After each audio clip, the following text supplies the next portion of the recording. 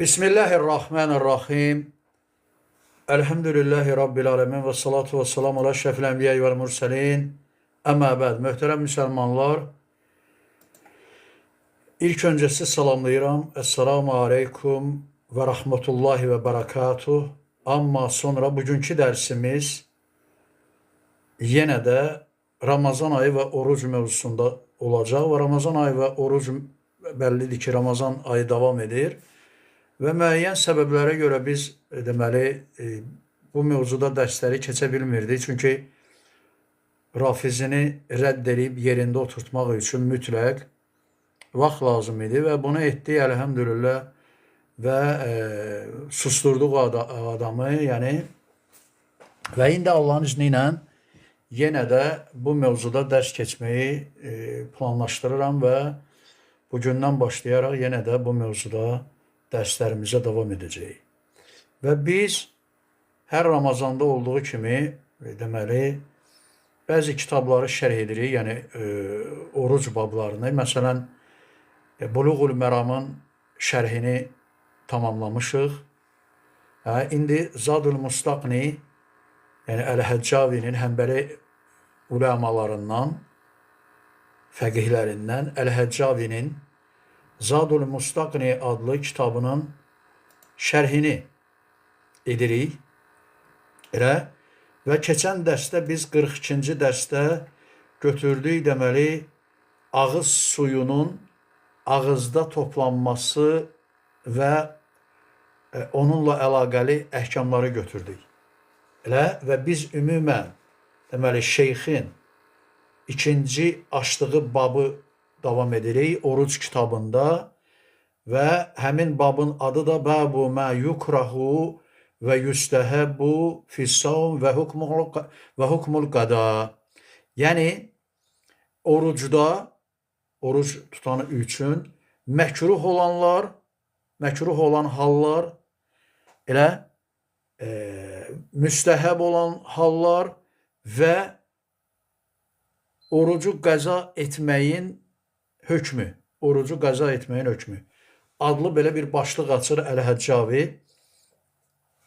və bugünkü dərsimizdə biz götürəcəyik deməli kitabın 83-cü səhifəsində deməli Əl-Həccavi, İmam Əl-Həccavi deyir ki və yukrahu zəvqu təəmi bilə həcə, deyir ki məkruhdur ehtiyac olmadan yeməyin dadına baxmaq, yeməyin, yəni yemək bişərkən onun dadına baxmaq. Bu hal daha çox məsələn qadınlara, belə deyək, qadınları ilgiləndirən hallardır və bəllidir ki, yeməyin dadına baxmaq da daha çox və ya çox dəfə ona görə edilir ki, biz şərhdə buna toxunacağıq, yəni onun duzlu olub olmaması və s. Yəni əsasən buna görə yeməyin dadına baxılır, yəni yemək hazır olmadan və ya orucun belə deyək də iftarın vaxtı girmədən, belə deyək. Nə deyir? Deyir ki, ehtiyac olmadan yeməyin dadına baxmaq məkruhdur. Əgər ehtiyac varsa, lə bəsə bihi, yəni bunda bir pis bir şey yoxdur. Əgər ehtiyac varsa. Yox, ehtiyac yoxdursa hökmü nə olur? Məkruh olur və davam edir. Və mədğu ilkin qaviyyun və yəni bir loxmanı belə deyək də, bir tikəni ağızda güclü, belə deyək, güclü şəkildə çeynəmək həmçinin məkruhdur.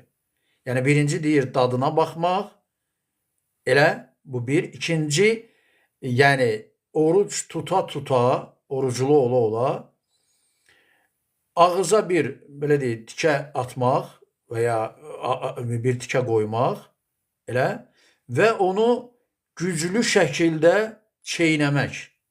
Nədir? Həmçinin məkruh hökmündədir. Və sonra nə deyir? Sonra davam edir, deyir ki, və in vəcədə təəməhumə fi həlqihi əftara. Əgər təaməhumə burada hər iki halda o şəxs boğazından tikə qaçırarsa, yəni baxdığı dadına, yeməyin dadına baxdığı şey onun boğazından, yəni aşağı enərsə və həmçinin güclü çeynədiyi şey onun boğazından aşağı gedərsə, nə olar? Əftərə, yəni artıq orucu pozular. Orucu nə edilər? Pozular. Yəni artıq iftar etmiş sayılar. Yəni iftar etmiş hökmündədir yəni. Hə, bax bu bölümü götürəcəyik. Deməli İmam Əl-Həccavi bunu qeyd edir və bugünkü dərsdə biz bunu götürəcəyik. Və deməli biz bir neçə belə deyək də kitabın şərhini bir neçə kitabdan istifadə edirik. Bunlardan biri Ər-Ravdul Murbi Əl-Buhutinin, yəni Həmbəli məzhəbi alimlərindən, elə Hicrətin 1051-ci ilində vəfat edən Əl-Buhutinin Ər-Ravdul Murbi bi Şərh-i Zadul Mustaqni Muxtasar el-Muqni adlı kitabından istifadə edirik ki, bu belə deyək şərh çox qıssadır, belə deyək, müxtəsərdir. Yəni müəllif belə deyək də az sözdən istifadə edərək şərh edib. Elə ikincisi İmam Əş-Şinqitinin Muhammed Əl-Muxtar Əl-Əmin Şinqitinin Şərh-u Zadul Mustaqni kitabıdır. Elə bir də daha məşhur olan şərhlərdən Şərh-ül Mumti, yəni İbn Useyminin Şərh-ül Mumti Alə Zadul Mustaqni adlı şərhidir ki, bu üç şərhdən demək olar ki, biz nə edirik? İstifadə edirik. Hə, bundan sonra deməli müəllifin sözü nə deyir? Müəllif deyir ki, və yukrahu zəvqu təamin bilə həcə. Deyir, ehtiyac olmadan yeməyin dadına baxmaq məkruhdur. Hə, bu bir nə dedi? Dedi ki, daha çox qadınlar bundan istifadə edirlər. Yəni qadınlar yemək bişirirlər. Yəni iftara belə deyək də hazırlıq əsnasında elə və zaman bəzi hallarda o yeməyin nə cür belə deyək də duzlanmasını, duzunun nə cür olmasını belə deyək də şey eləmək lazım gəlir, yoxlamaq lazım gəlir, belə deyək. Və bu halda məsələn dilin ucu ilə həmin yeməyin belə deyək sulu hissəsinə elə toxunub, yəni onun duzluluq dərəcəsini, miqdarını öyrənib, ondan sonra o ağıza daxil olan elə yeməyin parçasını belə deyək də kənara atmaq olar ki, boğazdan içəri keçməsin. Çünki müəllif nə dedi? Dedi, əgər dedi bu iki şey ki, davamı da gələcək, ikinci hissəsində dedik ki, yəni bərk olan bir şeyin, bərk olan bir tikənin ağızda güclü şəkildə çeynənməsi halıdır ikinci hal. Elə və əgər boğaza bir şey qaçmış olarsa, bu iki halda da nə olur? Oruc pozulur. Allahu Ekber. Oruc pozulur. Ona görə də oruc tutanlar ehtiyatlı olmalıdırlar, necə deyərlər, və çalışmalıdırlar ki, oruclarının ziyan olmasına, yəni pozulmasına şey olmasınlar. Yəni səbəb olmasınlar, belə deyək. Və gözətləsinlər ki, bu iki hal olmasın. Bu da nədir? Çox önəmlidir. Dediyimiz kimi, birinci hal nədir? Deməli, yeməyin, dilin ucu ilə yeməyin dadına, duzluluq dərəcəsinə baxılır və sonra ağızda formalaşan o halı dışarı, kənara atılır və ya təmizlənilir və ya ağız yaxalamaq lazımdır elə və sairə ki, boğaza bir şey qaçmasın. Birinci hal və ikinci halda dediyim kimi e, yəni bərk bir tikənin, bir loxmanın və s. Onun çeynənməsi ağızda oruclu oladan qəsd edilir. Baxın, oruç tuta əgər bu edilmiş olarsa ki, bunu etmək caiz deyil. Elə bunu etmək nədir? Caiz deyil. Niyə görə caiz deyil? Çünki bu orucun yəni səhih olmasını təhlükəyə salır. Təhlükəyə səbəb olur. Ona görə də bu əməldən çəkinmək lazımdır. Tərk etmək lazımdır. Və müəllif də deyir ki, əgər deyir bir adam bunu edərsə, etmiş olarsa, yəni hər hansı bir səbəbdən elə o halda da iki dənə hal var. Yəni bu iki halın iki dənə halı var. Əgər boğazdan bir şey mədəyə, yəni aşağı getmiş olarsa, hər iki halda nə olar? Oruc pozular. Ona görə müəllif nə dedi? Dedi ki, deməli, və in vəcədə təəməhumə fi həlqihi əftərə deyir, əgər deyir, o iki halda elədiyini, yəni yeməyin dadına baxdığı hal bir, iki də bərk şeyi çeynəməsi, onun boğazından bir şeylərin keçib aşağı mədəyə düşməsinə, getməsinə səbəb olarsa, o zaman onun orucu pozulur. O zaman onun orucu pozulur. Elə və nə etməsi gərəkir? Həmin günün orucunu davam edir ta iftara qədər. Lakin sonra, yəni Ramazan ayından sonra həmin günü nə etməlidir? Qəza etməlidir. Həmin günü qəza etməlidir. Ki, yəni onun orucu nə olur? Səhih olmur. Onun orucu ifsad olur, yəni fəsada uğrayır, belə deyək. Bu da çox önəmli bir haldır.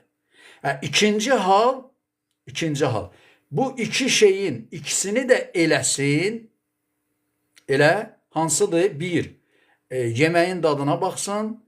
İki, bərk bir şeyi çeynəsin, lakin onun boğazına heç nə keçməsin, getməsin, yəni mədəyə heç nə enməsin. Bu halda onun orucu nədir? Səhihdir və oruc tutmağa davam etməlidir və heç bir problem də yoxdur. Bax, bu çox önəmli bir xüsusdur. Və müəllif də bu babda, yəni kitabın, belə deyək, Zadul Mustaqni kitabının oruc bölümünün bu babında bəyan edir.